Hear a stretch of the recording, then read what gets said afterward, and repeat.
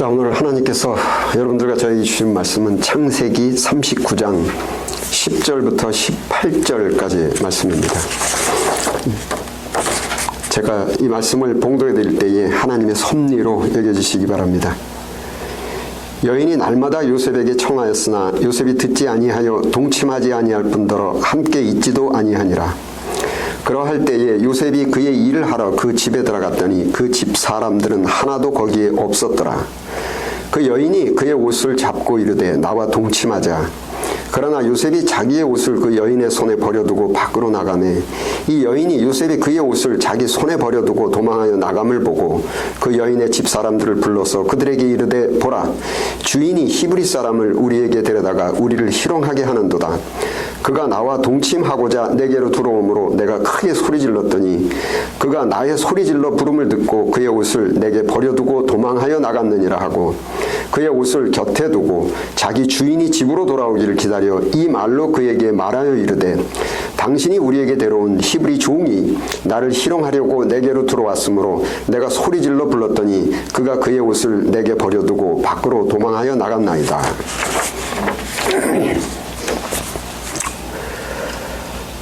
러시아 근대문학의 창시자 알렉산더 푸시킨, 그분 작품 중에 우리 한국어 번역으로 삶이 그대를 속일지라도 슬퍼하거나 노여하지 말라.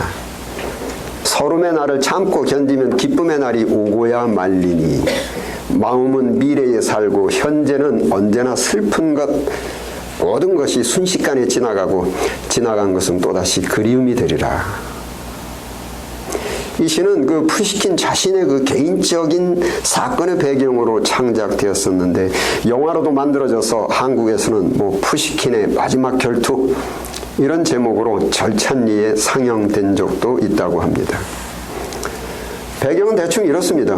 그 푸시킨의 외모는 볼품이 없었는데 그의 아내 나탈리아는 당대의 미인이었고 이 소박한 푸시킨과는 달리 대단히 사치스러웠고 화려한 것을 좋아했는데 이 여인이 어쩌다가 이 가난한 시인과 결혼을 해서 살다 보니 항상 불만족스러웠습니다.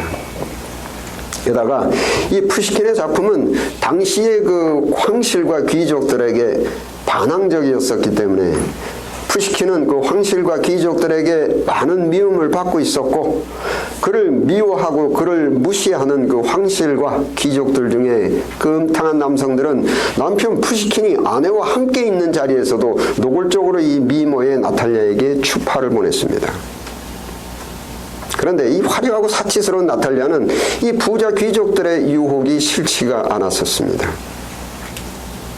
결국 이 푸시킨의 아내 나탈리아는 부유한 귀족의 그 군 장교와 불륜에 빠지게 되고 이를 알아챈 그 푸시킨은 이 장교와 결투를 신청합니다. 이 결투에서 푸시킨은 치명적인 부상을 입었고 집으로 옮겨져서 침상에서 사경을 헤매게 됩니다. 38살의 이 젊은 나이에 치명상을 입고 사경을 헤매고 있던 이 푸시킨을 황실과 귀족들과 이웃들이 위로를 하기는커녕 모두들 무시하고 비웃었습니다. 그런데 다른 모든 사람들은 자기를 무시하고 비웃더라도 최소한 자기 아내만큼은 나탈리아만큼은 자기의 곁을 지켜주어야 되는데 남편이 사경을 헤매고 있는 동안에도 음란한 아내 나탈리아는 자기 남편을 치명상을 입힌 그 부유한 귀족 출신의 장교와 희희낙낙하며 불륜을 즐기고 있었다는 겁니다. 침대 위에서 사경을 헤매고 있던 푸시킨도 이 사실을 너무도 잘 알고 있었고 분노와 원통함과 서러움이 치솟았습니다. 바로 이 순간에 이 상황에서 이 시가 창작되었다고 합니다. 삶이 그대를 속일지라도 슬퍼하거나 노여하지 말라. 서름의 날을 참고 견디면 기쁨의 날은 오고야 말리니 마음은 미래에 살고 현재는 언제나 슬픈 것 모든 것이 순식간에 지나가고 지나간 것은 또다시 그리움이 되리라. 침대 위에서 사경을 헤매고 있는 이 상황에서 자기를 해친 그 원수와 희희낙낙 불륜을 저지르고 있는 그 아내를 바라보면서 삶이 그대를 속일지라도 슬퍼하거나 노여하지 말라. 서름의 날을 참고 견디면 기쁨의 날은 오고야 말리니. 여러분들은 이 푸시킨이라는 사람이 어떻게 느껴지십니까? 바보스럽고 벨도 없는 사람으로 느껴지십니까? 아니면 존경스럽게 느껴지십니까? 현재 우리가 살고 있는 이 현실 사회를 예수님께서는 악한 세대 이렇게 표현하셨습니다. 악한 세대. 아담부터 시작한 인간의 죄와 인간의 악이 멈추지 않고 계속해서 장성하고 현재 만연해 있는 현실. 우리가 직접적으로도 경험하는 우리 현실 속에는 부조리, 불합리, 사기꾼도 많고 도둑놈도 많고 성추행, 성폭행, 몰카, 무자비하고 무책임한 사람들의 표현의 자유, 묻지마, 폭행, 살인 등등 이러한 악한 세대의 현실을 살아가고 있노라면 억울한 일, 분통한 일, 원통한 일, 서러운 일, 별의별 불합리하고 정의롭지 못한 사건을 우리는 경험하게 됩니다. 심지어는 가족들 간에도 형제 간에 억울하고 원통한 사건들이 비일비재해서 대표적인 예로 시어머니와 며느리 간에 억울하고 서럽고 분통한 일. 근자에는 한국의 가수 겸 배우인 그 25세 젊은 아가씨가 소위 악플, 악이라는 영어와 reply, 합성이 돼서 악플, 소위 익명이라는 것을 이용해서 무지막지하게 욕을 한 것에 대해서 너무도 억울하고 너무도 분통해서 견디지 못하고 자살을 했고, 2017년 1월에는 고등학생이 전화 상담원으로서의 실습을 하다가 그 무자비한 고객의 폭언에 대한 그 모욕감과 치욕감을 견디지 못하고 자살을 했고, 2014년에 자살한 29살의 전화 상담원의 일기장에는 치욕적이다. 세상이 두렵다. 내 편은 없다. 푸시킨도 겪었던 이 악한 세대, 우리가 살고 있는 이 현실에는 억울하고 모욕적이고 치욕적이고 분통한 사건들이 비일비재한데 이 억울하고 모욕적인 것을 견디지 못한 사람들이 절망을 하고 자살을 합니다. 여러분, 우리가 이 세상의 현상과 이 현상에 대한 처세를 우리가 잘 알아야만 하는데, 첫째가 현재는 악한 세대이기 때문에 억울하고 분통하고 악하고 불합리한 사건은 끊임없이 발생한다는 사실입니다. 그리고 둘째가 이 억울하고 분통한 사건의 원인인 악, 이 죄를 근절하는 것은 제한된 능력의 인간, 한계가 있는 인간의 능력으로는 불가능하고 오직 무한한 능력의 존재만이 할 수 있는 것인데, 그 무한한 능력의 존재가 억울하고 분통한 악한 사건의 그 원인과 죄를 몽땅 없애시고 깨끗이 하시고 100% 정의롭고 안정된 사회가 건설이 되는 것을 우리는 하나님의 나라, 천국이라고 하는 겁니다. 그리고 기독교인은 그 정의롭고 안정된 사회, 하나님의 나라의 건설을 기다리면서 우선은 나 스스로가 그 정의로운 사회가 건설되기 위해서 반드시 제거돼야만 하는 그 대상이 되지 않기 위해서 나에게 달라붙어 있는 그 악과 죄를 벗어버리기 위해서 발버둥을 치면서 살고 있는 것입니다. 그리고 그 모든 악이 제거가 되는 그 심판의 날까지는 시간이 좀 더 남은 것 같습니다.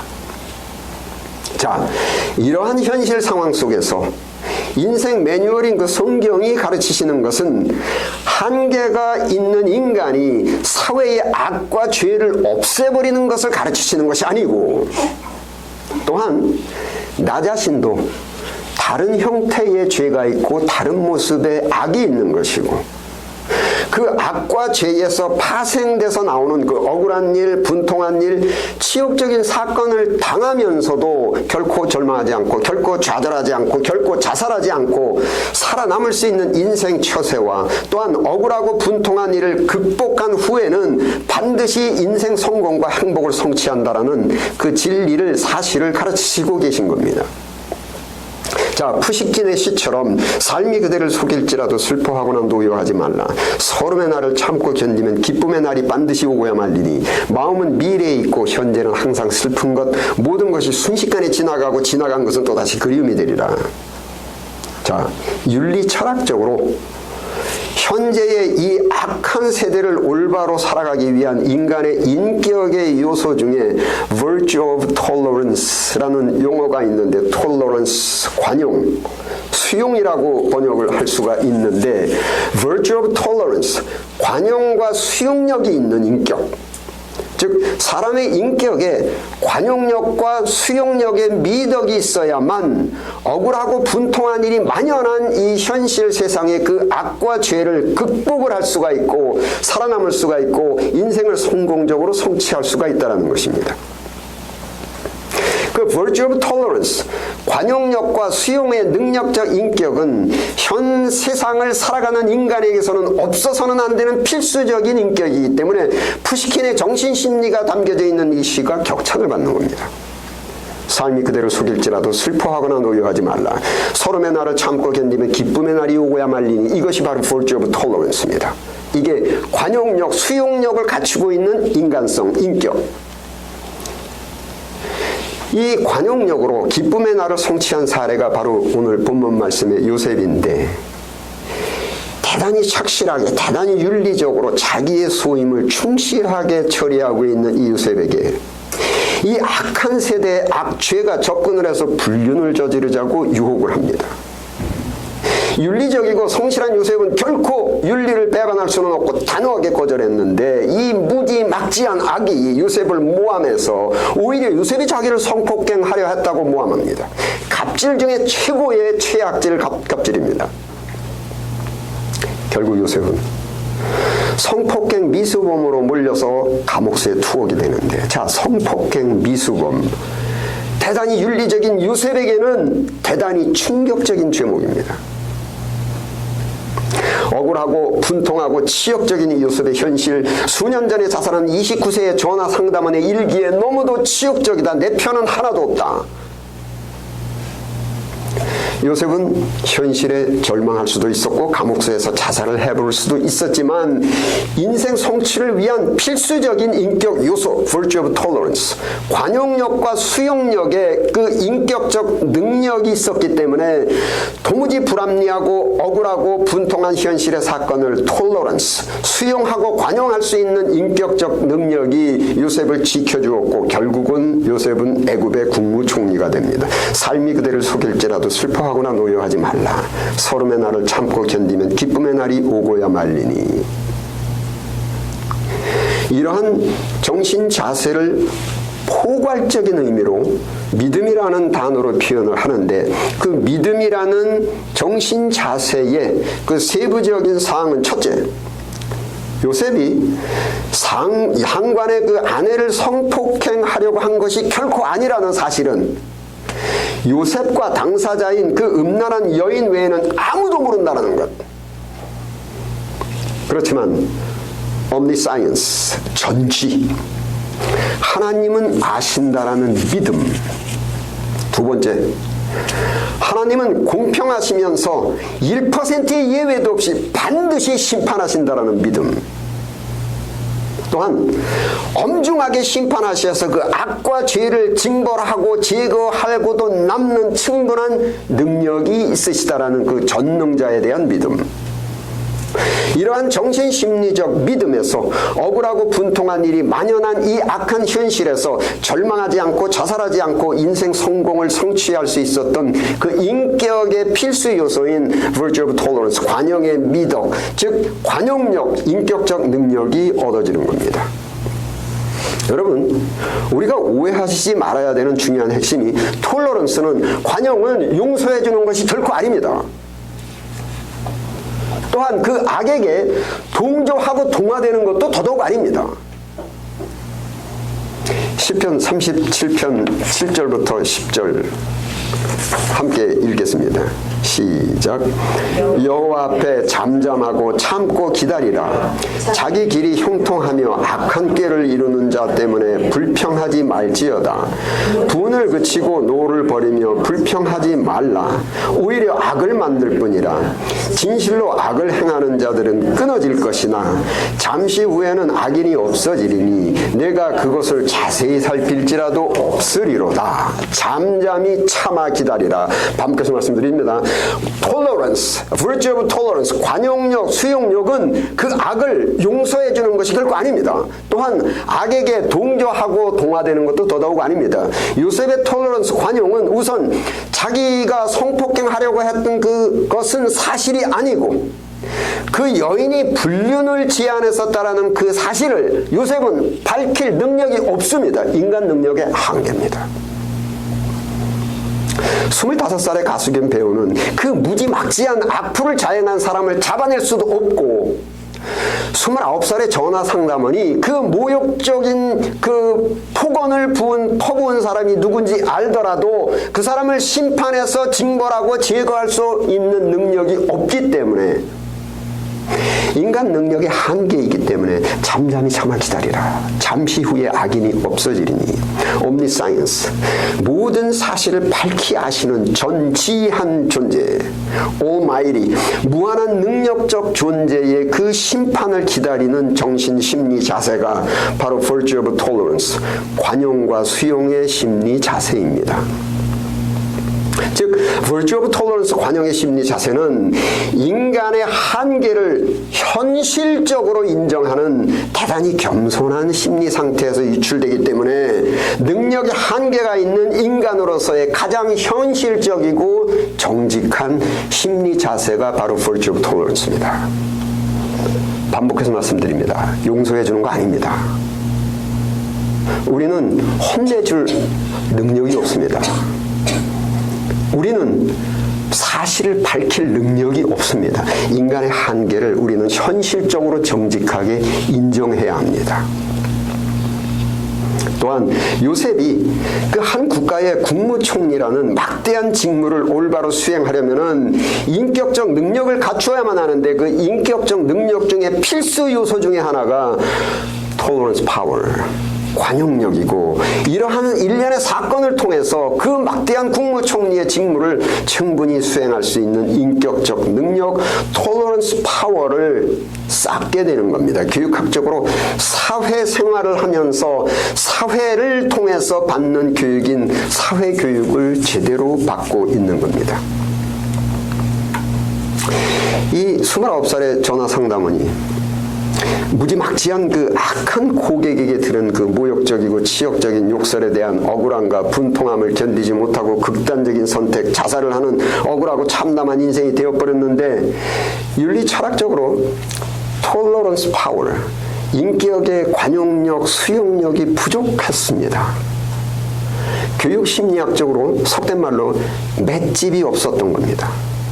여러분, 매를 좀 맞아본 사람은 웬만한 매는 그다지 큰 고통을 느끼지 못합니다.